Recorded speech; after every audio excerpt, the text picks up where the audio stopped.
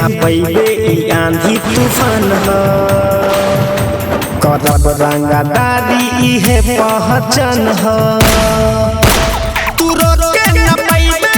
आंधी तूफान ह करब रंगदारी इहे पहचान ह जने जाई ओने मचेला भगत जने जाई ओने मचेला भगत दादाही के नाम दूसरा अहिरान ह तू रोके ना पैबे आंधी तूफान ह करब रंगदारी इहे पहचान ह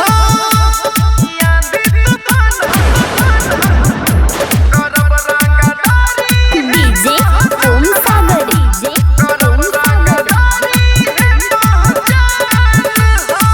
पूरा शहर रे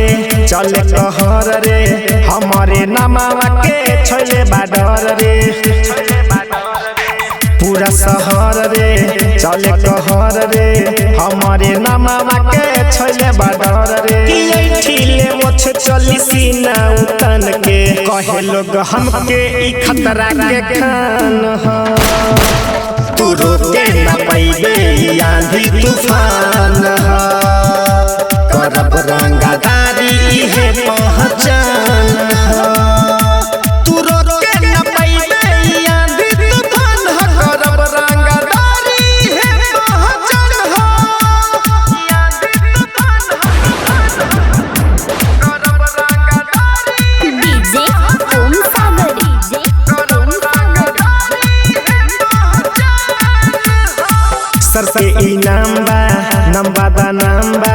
हमरो कानून यहाँ जनस्ता मामबा सर पे इनाम बा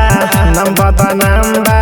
हमरो कानून यहाँ जनस्ता मामबा जे माने ना बात रम कुमार के यहाँ चढ़ी के बोली गइल समसान ह तू रोके ना पैबे आंधी तूफान ह